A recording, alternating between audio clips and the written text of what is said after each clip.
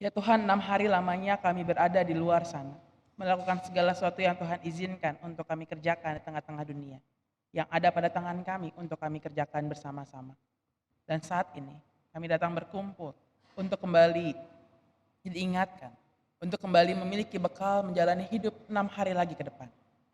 Karena itu, ketika kami hendak membaca firman Tuhan bersama-sama pada hari ini, firman-Mu yang tertulis di hadapan kami memohon pertolongan Roh Kudus yang boleh memampukan kami saat ini untuk menenteramkan pikiran kami, untuk menenteramkan hati kami di tengah berbagai pergumulan hidup yang kami hadapi, sehingga saat ini menjadi saat yang kudus, yang kami mau sungguh-sungguh bisa mengalami sebuah perjumpaan dengan Engkau. Karena itu biarlah Engkau sendiri yang boleh memampukan kami untuk menerapkan segala sesuatunya dan menunjukkannya kepada Tuhan, dan bukan kepada hamba-Mu dalam segala kelemahan dan keterbatasannya. Maka biarlah Engkau sendiri yang mau berfirman tengah-tengah umat-Mu saat ini, dan Tuhan sendiri yang boleh menolong hamba-Mu dalam segala keterbatasannya, sama seperti Tuhan yang telah menolongnya ketika ia merenungkan firman Tuhan. Demikian juga Tuhan boleh menolong hamba-Mu ketika ia menyampaikan perenungan itu di tengah-tengah umat Tuhan saat ini. Berbicaralah kepada kami ya Tuhan, kami siap untuk mendengar sapaan sabda Tuhan. Dalam nama Tuhan Yesus Kristus, kami berdoa. Amin.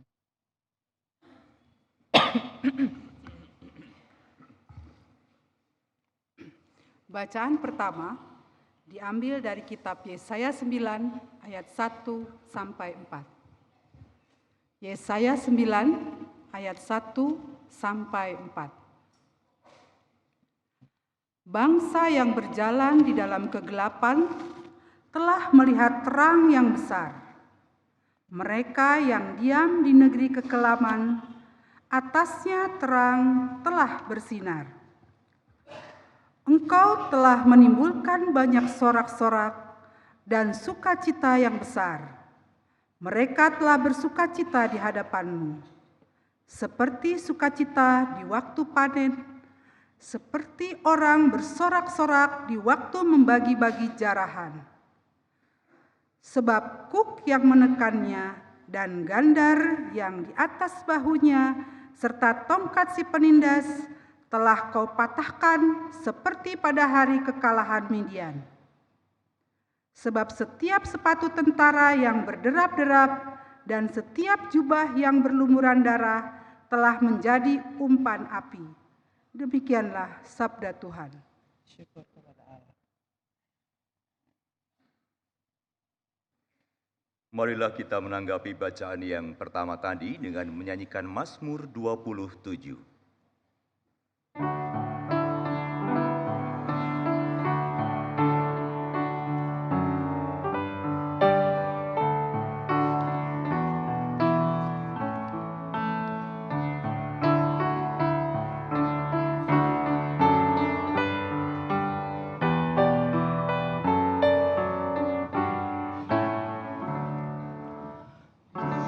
Tuhan adalah terangku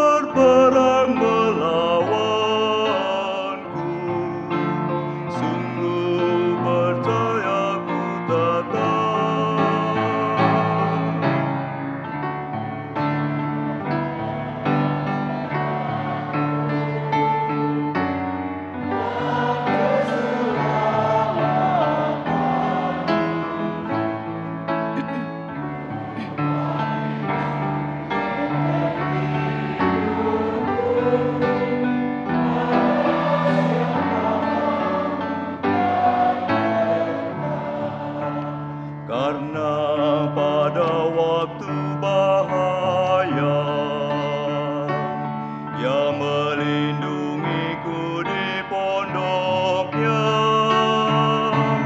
disembunyikanku di kemahnya, yang angkat ke gunung batu. Ini tegaklah kepalaku, hadapi musuh sekelilingku. Ku mau beri korban dalam kemahnya, sambil menyanyi bersorak.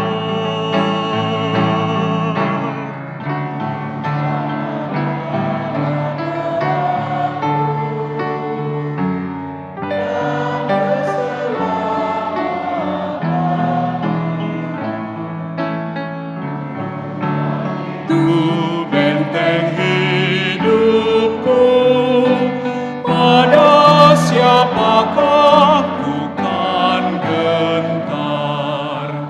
Tuhan, dengarlah seruanku, kasihani dan jawablah aku. Hatiku mengikuti firman-Mu yang bersabda, cari wajah-Ku, maka aku cari wajah Tuhan. Jangan menolakku dengan murka, jangan membuang dan meninggalkanku.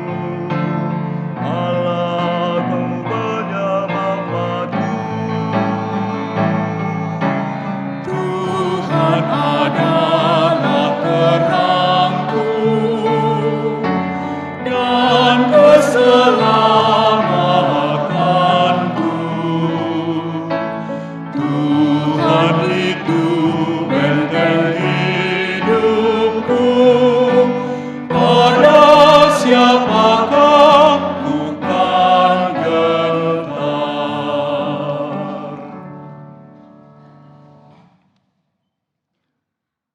Bacaan kedua diambil dari 1 Korintus 1 ayat 10 sampai 18. 1 Korintus 1 ayat 10 sampai 18.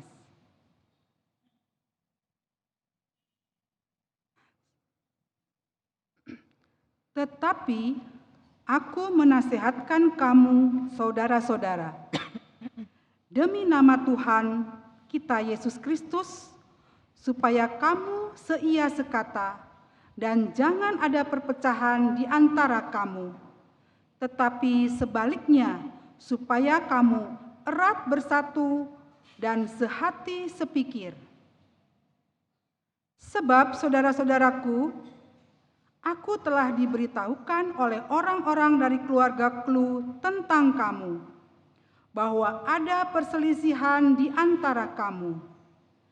Yang aku maksudkan ialah bahwa kamu masing-masing berkata, aku dari golongan Paulus, atau aku dari golongan Apolos, atau aku dari golongan Kefas, atau aku dari golongan Kristus. Adakah Kristus terbagi-bagi? Apakah Paulus disalibkan karena kamu? Atau adakah kamu dibaptis dalam nama Paulus? Aku mengucap syukur bahwa tidak ada seorang pun juga di antara kamu yang aku baptis selain Krispus dan Gaius, sehingga tidak ada orang yang dapat mengatakan bahwa kamu dibaptis dalam namaku. Juga keluarga Stefanus, aku yang membaptisnya. Kecuali mereka, aku tidak tahu. Entahlah, ada lagi orang yang aku baptis.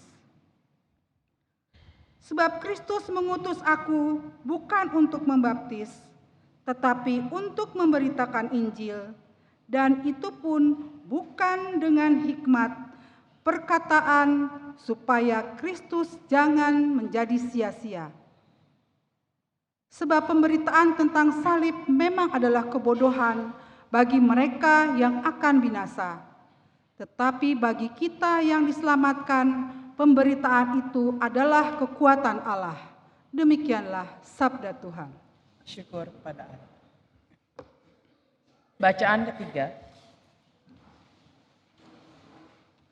dari Injil Tuhan Yesus Kristus menurut Matius pasal 4. Matius pasal 4 ayat 12 sampai 23.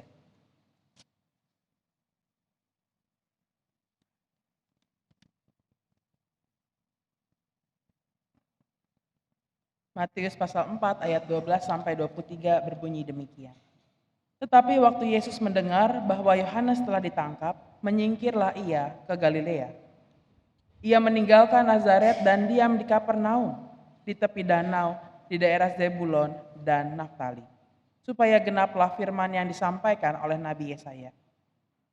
Tanah Zebulon dan tanah Naftali, jalan ke laut, daerah seberang sungai Yordan, Galilea, wilayah bangsa-bangsa lain, bangsa yang diam dalam kegelapan telah melihat terang yang besar, dan bagi mereka yang diam di negeri yang dinaungi maut telah terbit terang. Sejak waktu itulah Yesus memberitakan, bertobatlah, sebab kerajaan sorga sudah dekat. Dan ketika Yesus sedang berjalan menyusur danau Galilea, ia melihat dua orang bersaudara, yaitu Simon yang disebut Petrus dan Andreas saudaranya. Mereka sedang menebarkan jala di danau sebab mereka penjala ikan. Yesus berkata kepada mereka, "Mari, ikutlah aku, dan kamu akan kujadikan penjala manusia." Lalu mereka pun segera meninggalkan jalannya dan mengikuti dia. Dan setelah Yesus pergi dari sana, dilihatnya pula dua orang bersaudara, yaitu Yakobus anak Zebedeus dan Yohanes saudaranya bersama ayah mereka Zebedeus. Mereka sedang membereskan jala di dalam perahu. Yesus memanggil mereka, dan mereka segera meninggalkan perahu serta ayahnya lalu mengikuti dia. Yesus pun berkeliling di seluruh Galilea. Ia mengajar dalam rumah-rumah ibadat dan memberitakan Injil Kerajaan Allah, serta melenyapkan segala penyakit dan kelemahan di antara bangsa itu. Demikianlah berita Injil Tuhan Yesus Kristus. Yang berbahagia adalah mereka yang mendengarkan firman Tuhan dan yang memeliharanya. Haleluya. Haleluya, haleluya, haleluya.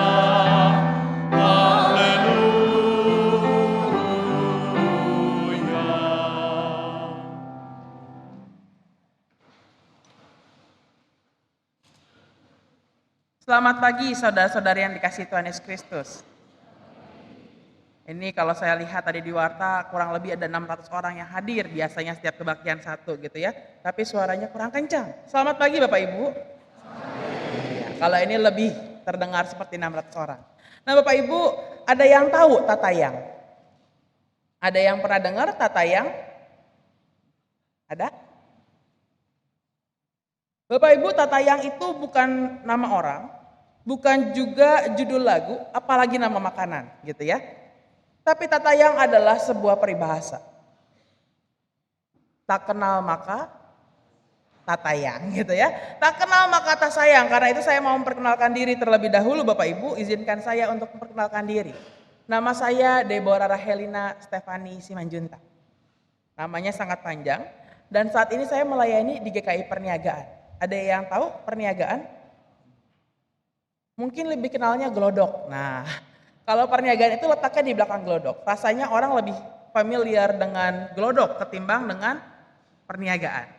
Bapak Ibu senang sekali bisa berada di tengah-tengah Bapak Ibu sekalian dan ini adalah kesempatan pertama saya bisa melayani di GKI Pengadilan Bogor. Salam dari Majelis Jemaat GKI Perniagaan bagi Bapak Ibu, saudara-saudari sekalian. Saudara, untuk perkenalan pertama, biasanya orang kalau berkenalan pertama itu selalu memberikan sesuatu. Nah demikian juga dengan saya. Saya ingin memberi sesuatu, tapi di sini saya hanya punya kotak yang kosong. Saya nggak bisa memberi apa-apa terhadap Bapak Ibu, saudara-saudara. Tapi saya mau minta bantuan saudara untuk mengatakan, prok, prok, prok jadi apa gitu ya. Kita sama-sama bilang, prok, prok, prok jadi apa ya. Supaya semoga ada sesuatu yang keluar dari kotak ini. Ya, kita sama-sama bilang ya. 1, 2, 3. Prok, prok, prok jadi apa gitu ya. Dan sekarang kita lihat. Ternyata saya punya banyak permen Bapak Ibu ya. Nah, Bapak Ibu, untuk itu saya mau sebagai salam perkenalan saya akan memberikan kepada beberapa penatua untuk yakin ini permennya benar ya.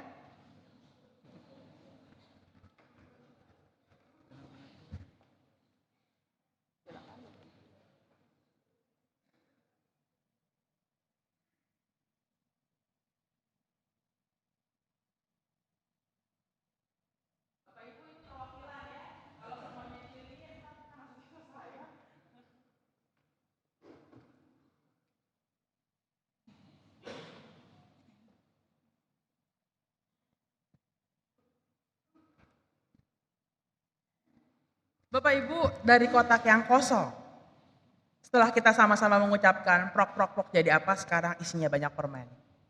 Nah, apa yang mau saya sampaikan dari sedikit perkenalan ini? Bahwa kalau saya punya sesuatu, maka saya bisa berbagi dengan orang lain. Tapi kalau saya tidak punya apa-apa, maka apa yang mau dibagikan? Saya akan kesulitan untuk membagi kepada orang lain.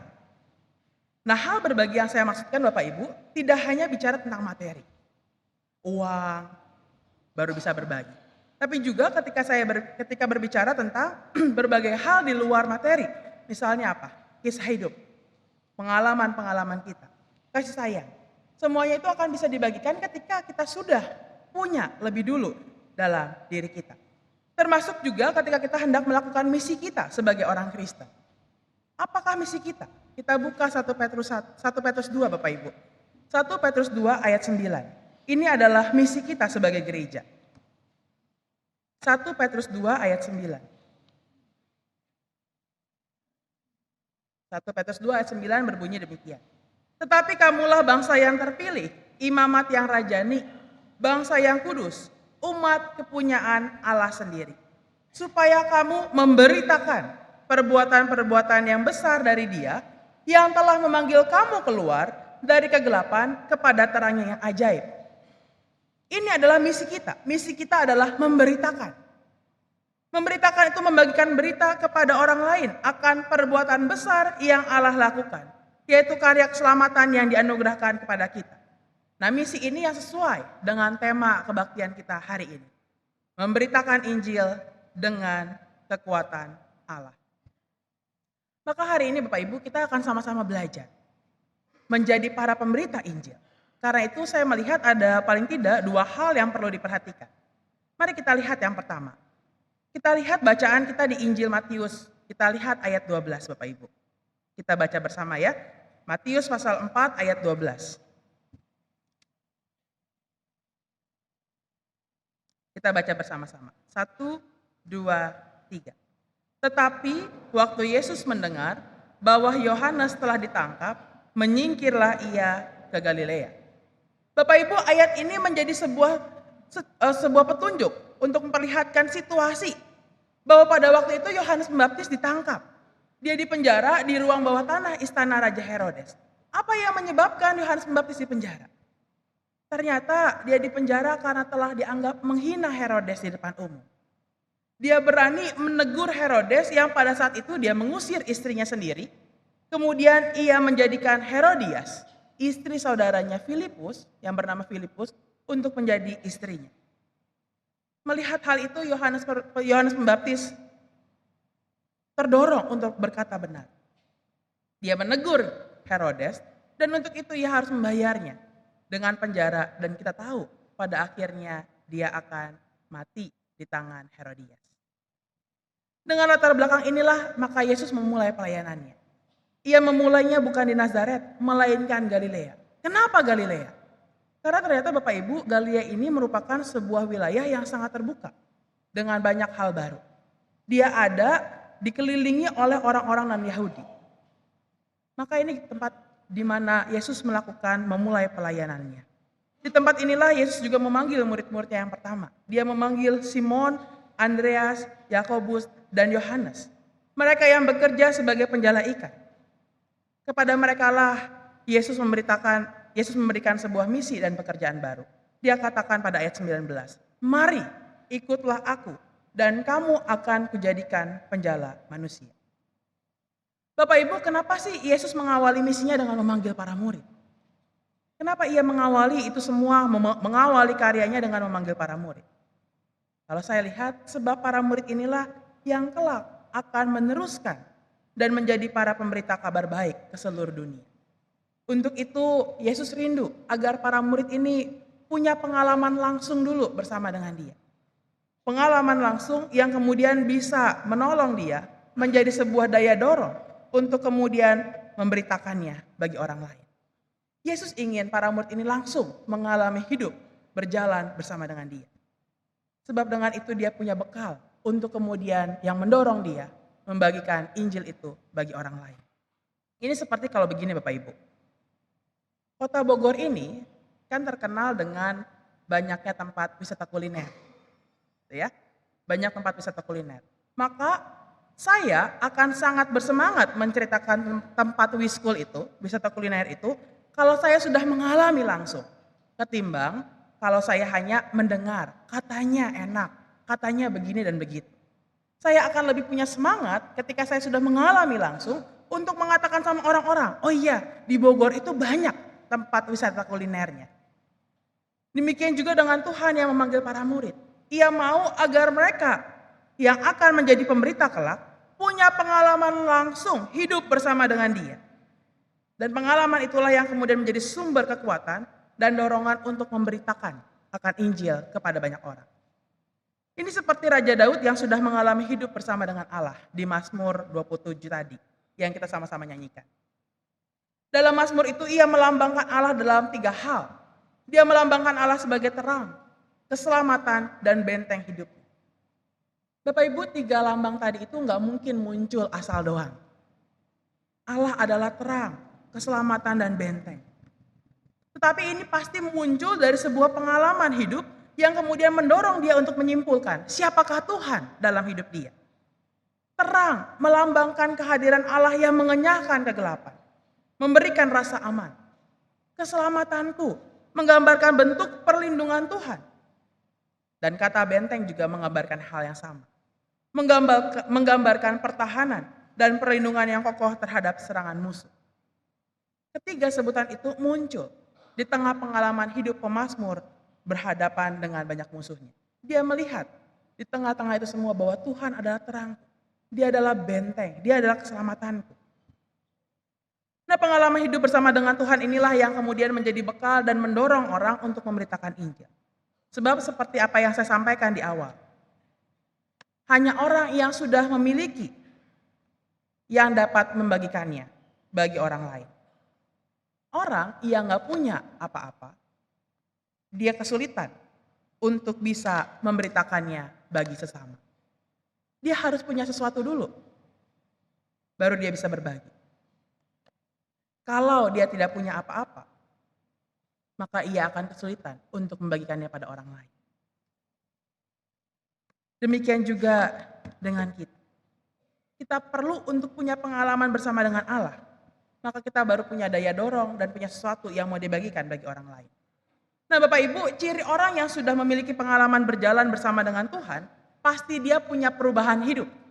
Misalnya saja kita lihat dari hidup Paulus.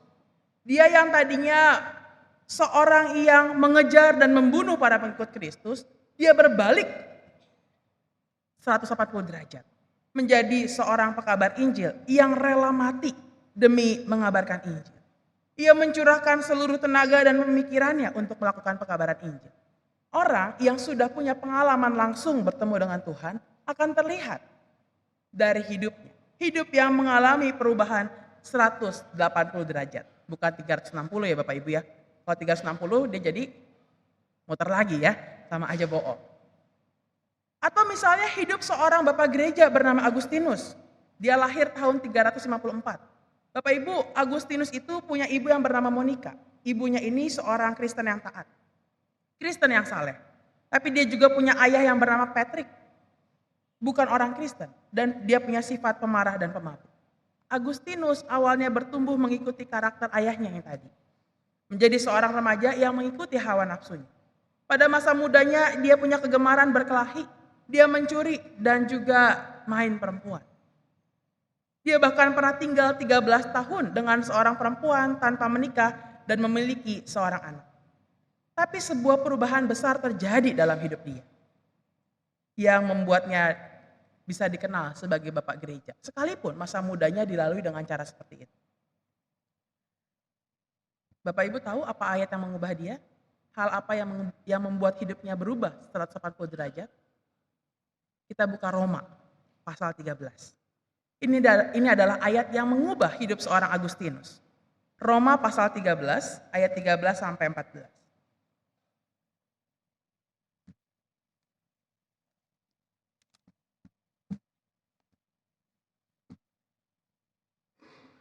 Roma pasal 13 ayat 13 sampai 14 berbunyi demikian.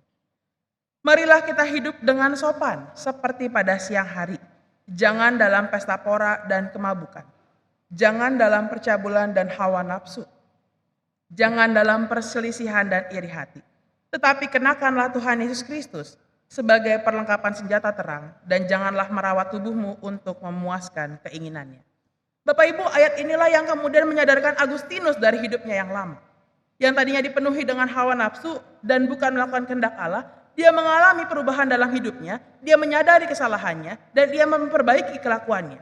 Kenapa? Karena ia sudah punya pengalaman berjumpa dengan Tuhan melalui firman Tuhan yang tertulis dan berbicara kepada dia. Seorang penulis buku bernama Kyle Edelman mengatakan begini. Dia bilang, ada dua tipe orang Kristen. Tipe yang pertama adalah tipe fans.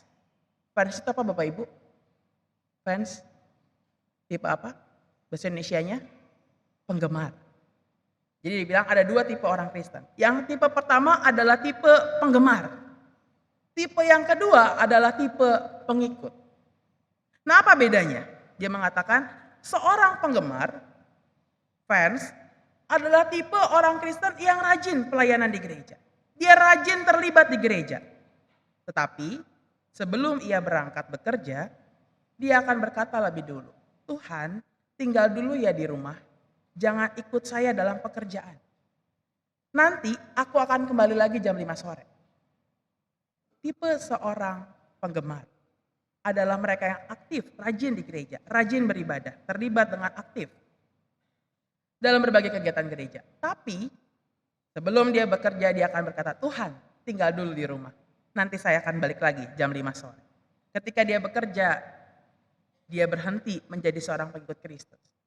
Kemudian dia membenarkan keserakahan atas nama goal, tujuan yang harus dicapai. Mengizinkan ketidakjujuran, mengizinkan pembukuan ganda atas nama kecerdikan pekerjaan. Semua ditoleransi atas nama realitas hidup yang sulit ini. Itu adalah tipe yang pertama, tipe seorang fans, penggemar. Bagaimana dengan tipe yang kedua? Tipe follower. Tipe pengikut yang setia menyatakan dan menaati firman Tuhan sepenuhnya dalam seluruh aspek hidupnya. Bukan hanya ketika dia hidup ada di gereja, tapi dalam keutuhan hidup, dalam peristiwa sehari-hari. Dan bukankah ini yang dikatakan dalam Roma 12 ayat yang pertama. Hidupmu sebagai ibadah yang sejati. Bukan cuma hidup di gereja. Nah orang yang sudah mengalami hidup bersama dengan Tuhan, itu adalah tipe yang kedua.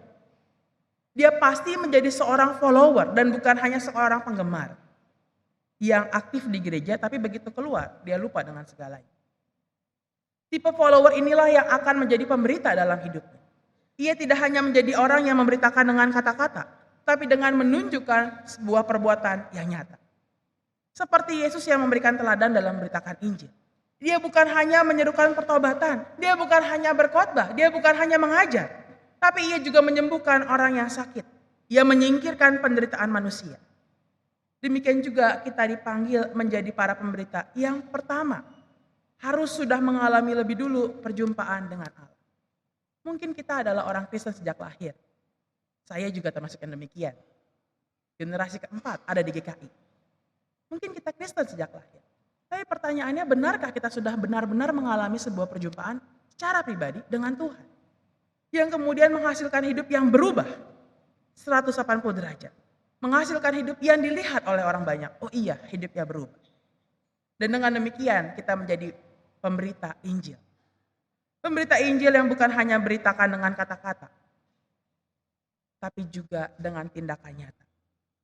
Memberitakan kabar baik bagi orang-orang sekeliling kita. Maka pertanyaan buat kita, sudahkah kita menjadi pemberita Injil yang mengalami perjumpaan dengan Tuhan secara pribadi? Atau kita masih mengenal dia dengan katanya? Katanya dia begini, katanya dia begitu. Seorang pemberita sejati, dia harus mengalami lebih dulu perjumpaan dengan Tuhan dalam hidupnya untuk bisa memberitakan Injil. Hal yang kedua yang perlu kita perhatikan sebagai para pemberita adalah, Bapak Ibu, ada yang tahu di sini siapa nama pendaki pertama Gunung Everest yang ada di Nepal? Pendaki pertama Gunung Everest di Nepal. Ada? Dia bernama Edmund Hillary. Seorang pendaki pertama Gunung Everest yang ada di Nepal. Ternyata Edmund ini adalah orang yang bisa mencapai gunung itu dengan pertolongan orang lain. Ada orang yang sangat berperan di balik kesuksesan si Edmund.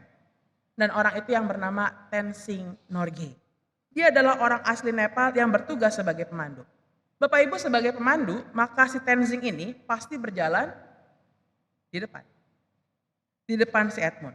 Dengan kata lain, sebenarnya Tenzing bisa saja menjadi orang pertama yang berhasil menjejakkan kaki di gunung tertinggi di dunia itu. Maka seorang reporter kemudian bertanya pada dia, Tenzing, kenapa bukan kamu yang menjejakkan kaki pertama di puncak gunung tertinggi di dunia itu? Tenzing menjawab begini Bapak Ibu. Ketika satu langkah mencapai puncak, saya mempersilahkan Edmund untuk maju dan menjejakkan kakinya. Kenapa? Karena saya tahu tugas saya adalah seorang pemandu. Dia menyadari benar bahwa dia ada untuk sebagai seorang pemandu yang memandu Edmund untuk bisa menjejakkan kaki di puncak gunung tertinggi di dunia. Bapak Ibu, tugas sebagai seorang pemandulah yang membuat Tenzing mempersilahkan Edmund menjejakkan kakinya sebagai orang pertama. Demikian juga ketika kita menjadi para pemberita. Tujuan utama kita adalah memberitakan Injil. Maka kita perlu waspada dengan rayuan popularitas dunia ini. Di dunia ini orang rela melakukan berbagai macam hal supaya bisa terkenal. Orang sampai foto di tempat-tempat yang susah supaya banyak orang yang ngasih jempol, ngasih likes. Banyak orang yang bisa larut dalam rayuan popularitas dunia.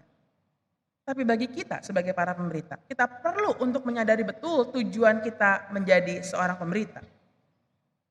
Yaitu untuk bisa memberitakan Injil dengan kekuatan Allah. Supaya kita harus tahu tujuannya supaya kita tidak lagi larut dalam pertengkaran seperti para murid yang bertanya satu dengan yang lain. Siapa yang terbesar, siapa yang terkecil dan sebagainya. Atau membuat perpecahan seperti yang dialami oleh jemaat di Korintus. Mereka yang terjebak pada pengkultusan para pemberita. Karisma dari pemberita yang sedemikian besar membuat mereka mengidolakan para pemberitanya ketimbang isi beritanya. Maka itu yang lahir tadi. Aku adalah golongan Apolos, golongan ini dan sebagainya. Bapak Ibu, apakah ini salah si pemberita? Bisa iya, tapi juga bisa tidak. Karena bisa saja itu muncul dari orang-orang yang dilayani. Bapak Ibu, kita nggak bisa mengatur agar orang tidak mengidolakan sesuatu. Tapi bagi kita sebagai para pemberita, kita bisa mengatur hal itu yang terkait dengan diri kita.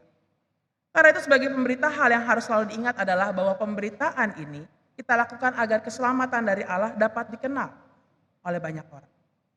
Dan kita mau melakukannya dengan kekuatan Allah, bukan dengan kekuatan sendiri.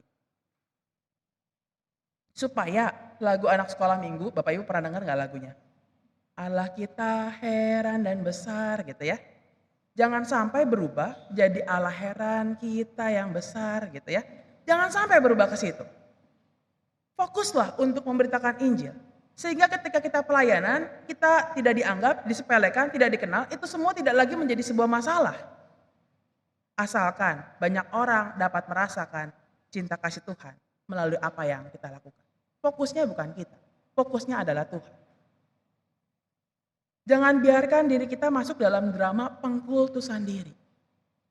Merasa lebih tinggi, merasa kalau nggak ada kita nih, nggak akan ada jalan nih. Acaranya nggak akan jalan, acaranya nggak akan bagus. Kebaktiannya tidak akan berlangsung dan sebagainya. Ingatlah bahwa segala hal yang kita lakukan itu semua hanya karena kekuatan dari Allah. Bukan karena kemampuan diri kita sendiri. Kita adalah para pemberita. Yang penting adalah isi beritanya. Maka bagian kita nggak dianggap, nggak dilihat, nggak dikenal, itu nggak masalah. Selama dia diberitakan. Jangan masuk dalam drama pengkultusan diri. Jangan merasa saya lebih tinggi, saya ini hebat dan sebagainya. Karena semuanya itu terjadi hanya karena kekuatan dari Allah. Bapak Ibu, tema kita hari ini adalah memberitakan Injil dengan kekuatan Allah. Kita adalah para pemberita Injil. Maka syarat yang pertama, alamilah dulu perjumpaan dengan Allah. Yang boleh menjadi bekal kita. Menjadi daya dorong untuk bisa memberitakan Injil bagi semua orang. Yang kedua, lakukanlah itu. Beritakanlah Injil dengan kekuatan Allah. Sehingga tidak ada ruang bagi kita untuk bisa meninggikan diri. Dan jangan lupa, kita hanyalah para pemberita. Yang penting adalah isi beritanya. Maka mari kerjakan bagian kita sebagai rekan sekerja Allah. Ia dipanggil memberitakan Injil ke semua orang. Kiranya Tuhan mampukan kita. Amin.